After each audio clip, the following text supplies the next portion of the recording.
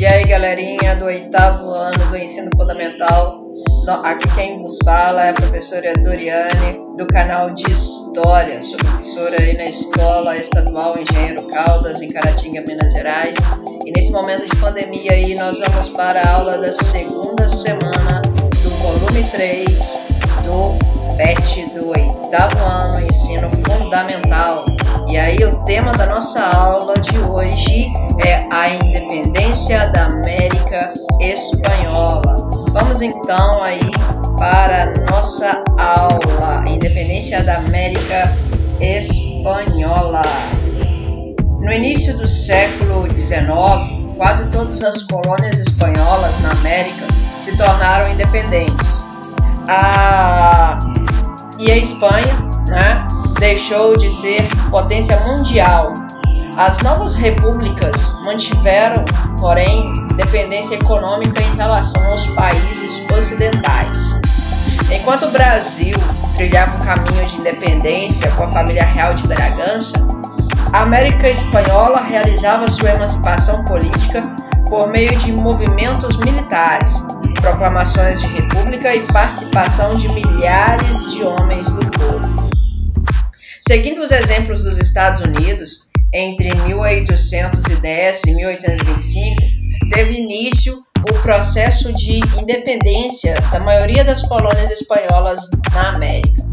As causas foram as seguintes. Primeiro, a difícil situação criada na Espanha pela invasão francesa por Napoleão Bonaparte, que resultou na ruptura do contato direto com a América, e o vazio de poder criado pela detenção dos reis espanhóis na França. Segundo, o descontentamento dos crioulos, descendentes de espanhóis nascidos na América, que não podiam exercer cargos políticos e eram contra a manutenção do monopólio comercial. Os povos indígenas viviam uma forte tensão social, sendo muito explorados pelos não indígenas. A independência foi, sobretudo, uma espécie de rebelião das colônias contra a metrópole. Terceiro, a influência dos ideais iluministas e os exemplos bem-sucedidos da independência norte-americana e da Revolução Francesa, assim como a ajuda da Grã-Bretanha e dos Estados Unidos, países interessados em afastar a Espanha do comércio americano. Ao longo de 2 décadas, sucederam-se sublevações e confrontos nas diferentes colônias. Esses conflitos podem ser agrupados em 2 etapas. Na etapa inicial, as forças metropolitanas praticamente retomaram os territórios declarados independentes. No segundo momento, concretizaram-se as independências. A primeira etapa foi entre 1810 e 1816. No México, eclodiram sucessivas revoltas populares lideradas pelos padres Hidalgo e Morelos, as quais foram rapidamente reprimidas. Na Venezuela, o Congresso Geral de Caracas proclamou a independência em 1811.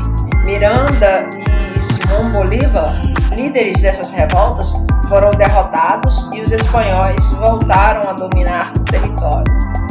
Na Argentina, após a deposição do vice-rei, uma junta subiu ao poder até que se declarasse a independência no Congresso de Tucumã, em 1816. No Chile e na Colômbia, os levantes foram reprimidos, no caso chileno, pelas tropas leais ao vice-rei Abascal, e na Colômbia, pela atuação das tropas do general Morillo.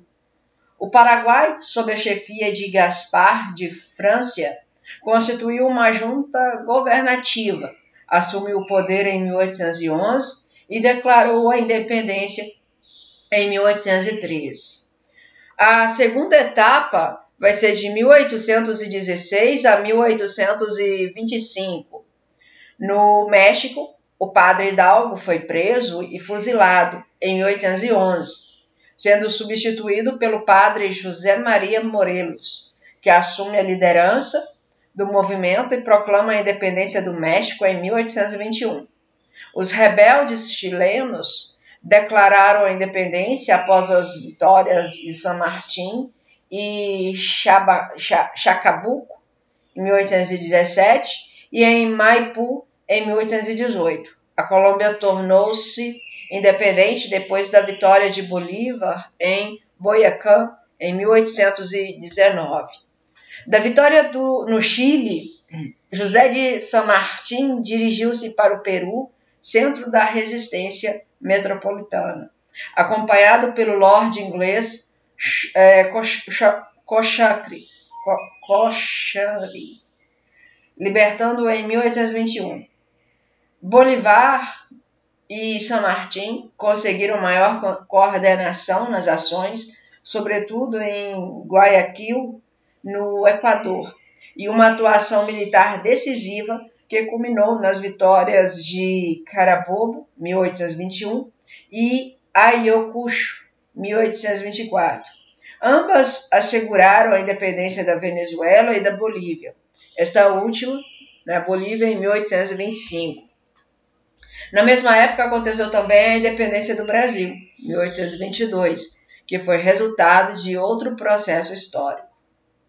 Entretanto, a independência das colônias espanholas não beneficiou os diversos setores da sociedade.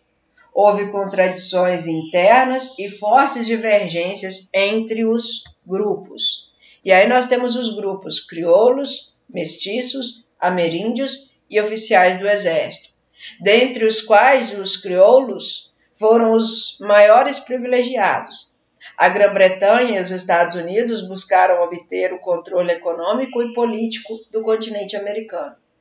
O Uruguai, incorporado ao território brasileiro, só conseguiu sua independência em 1828, através de uma guerra contra o Império de Dom Pedro I e com a ajuda das Províncias Unidas do Prata, na Argentina, e com a mediação da Inglaterra.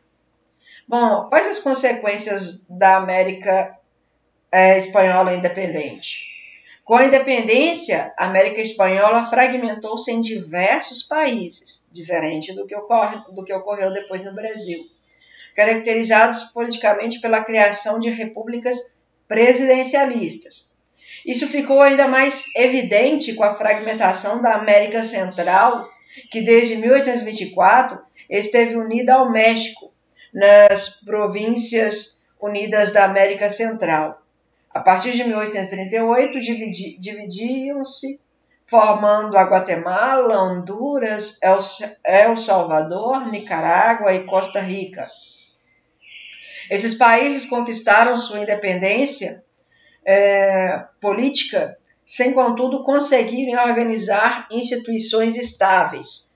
Por essa razão, muitos deles se debateram entre contradições internas e pressões externas. Isso sem falar de sua independência econômica em relação aos países ocidentais, sobretudo a Inglaterra. Na prática, a emancipação das colônias hispano-americanas não trouxe mudanças significativas para a vida dos afrodescendentes, ameríndios e miscigenados. Grande contingente de pessoas, em sua maioria proveniente da Europa, dirigiu-se para as novas nações, em um processo de imigração que atingiu o apogeu entre os anos 1850 e 1880. Territórios quase virgens, como a Patagônia e o sul do Biobío, no Chile, passaram a ser habitados pelos imigrantes. Quanto à vida cultural, após a emancipação, o idioma espanhol, que tinha sido imposto desde a conquista e a colonização das terras americanas, continuou sendo a língua oficial das novas repúblicas. Beleza, agora nós vamos assistir um vídeo, tá, sobre a independência da América Espanhola, tá bom? Só um minuto, tá, que nós vamos assistir esse nosso vídeo. Deixa eu só te retirar daqui, tá? A professora vai retirar. Bacaninha. Vamos então para o nosso vídeo aqui, tá? Do canal Futura, ok?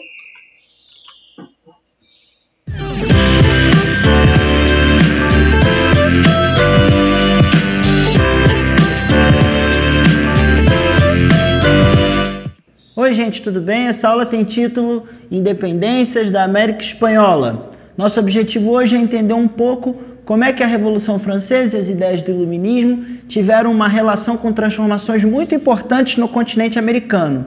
Mais especificamente, como é que colônias da Espanha se tornaram países independentes.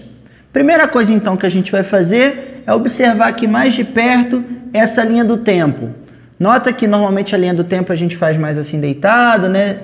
Onde na esquerda estão os períodos mais antigos e na direita os mais recentes. Aqui é só fazer virar assim, né? Ou seja, os períodos mais antigos estão na parte superior da linha do tempo e os períodos mais recentes estão aqui abaixo.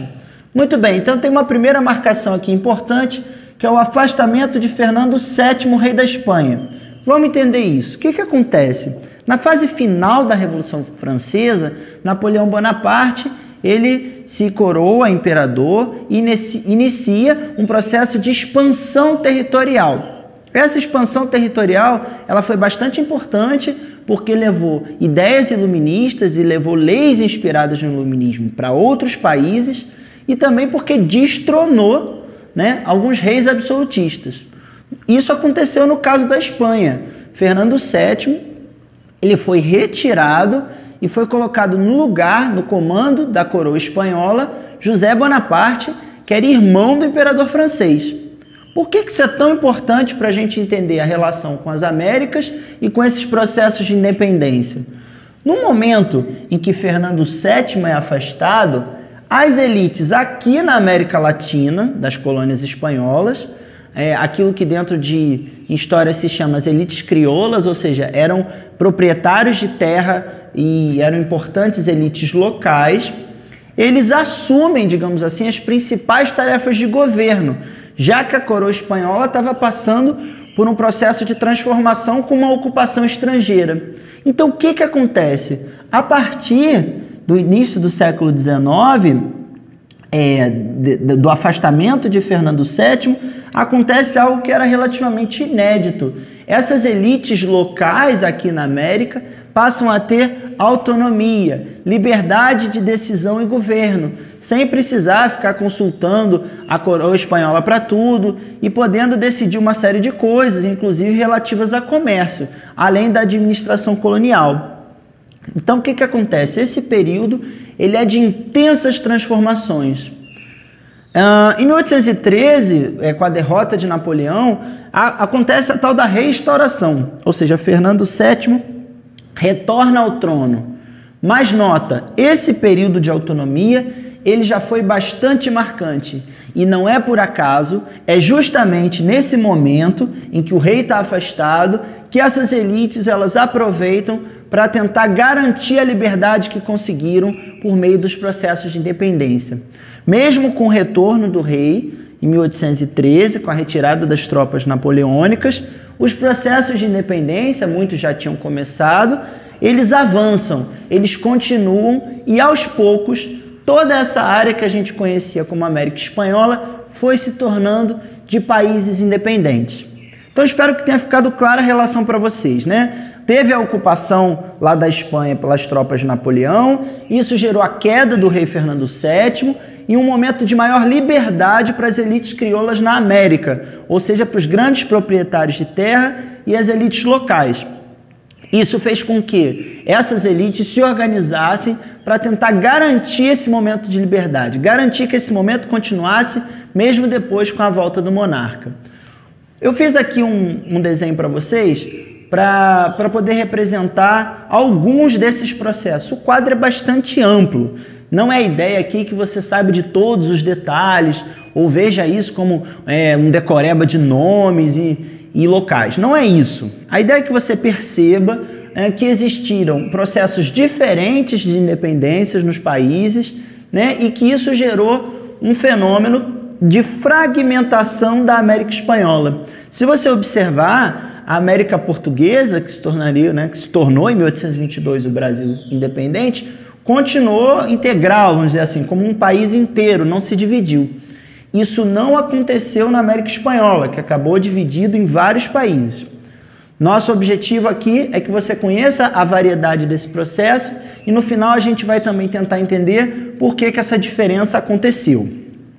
Bom, primeiro exemplo foi a independência do México, tá? Que aconteceu de uma maneira muito peculiar. Primeiro, sob a liderança de um padre católico, o Hidalgo. A ideia era que esse processo lá no México tivesse também um intuito de transformação social, de diminuição da pobreza, né? De enfrentamento da questão da escravidão. Ele começou com um padre católico de nome Hidalgo que foi assassinado. Ou seja, repara como é que a elite local enfrentava dificuldades de permitir que um processo mais radical de transformação acontecesse. Hidalgo, que foi o primeiro padre, terminou morto. Depois, um outro padre católico, Morelos, tentou continuar esse processo que significava independência com transformação social. Também foi impedido, porque a elite local de proprietários terminou dando a sua maneira de tomar conta do processo. E a independência do México aconteceu sem uma grande transformação social. De toda forma, ela ocorreu no início do século XIX. Duas outras figuras bastante importantes para entender as independências da América Espanhola foram Simón Bolívar e José de San Martín, né? É muito interessante com relação a essas duas figuras que eles participaram de processos de independência em vários países, em diversos países diferentes. Isso é muito interessante porque gera uma figura que na história da América Latina se tornou bastante conhecida, que é a do libertador, ou seja, é daquele membro da elite local que se põe no papel de realizar as independências. Essa figura, ela sempre tem que ser vista de duas maneiras, pelo menos, né? Ou seja, existe um lado importante, mas que às vezes é considerado muito heróico, né? Porque ele está à frente dos processos de independência. Mas a gente tem que ver também que essas pessoas, considerados libertadores, também são membros da elite. E nem sempre eles tinham um compromisso tão grande assim com a transformação. Muitas vezes a questão era muito mais da independência política, né? Ou seja, para garantir o afastamento da metrópole, da Espanha, e da garantia da liberdade de comércio. A gente tem que ficar atento a esse discurso que tende a transformar o libertador numa espécie de herói, né? Encará-lo mais como uma história, problematizando, trazendo questionamentos, beleza? Então vamos continuar aqui. O Simón Bolívar, que participou, por exemplo, dos processos de libertação da Colômbia e da Venezuela, tinha uma ideia muito clara. Bolívar acreditava que toda essa América Espanhola tinha que virar uma grande república. Só para a gente lembrar aqui, república é o regime político onde os cidadãos elegem o representante, né? E essa era a bandeira principal do Simón Bolívar. Ele acreditava que tinha que ser uma grande república, que tinha uma mesma língua, tinha uma certa proximidade cultural, né?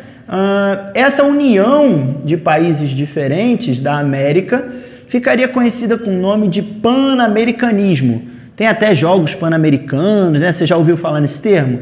Então, ela vem um pouco dessa ideia de aproximação dos povos americanos. Bolívar acreditava muito nisso e tinha como uma referência bem importante os Estados Unidos, porque lá nos Estados Unidos a independência veio junto da implantação de uma democracia.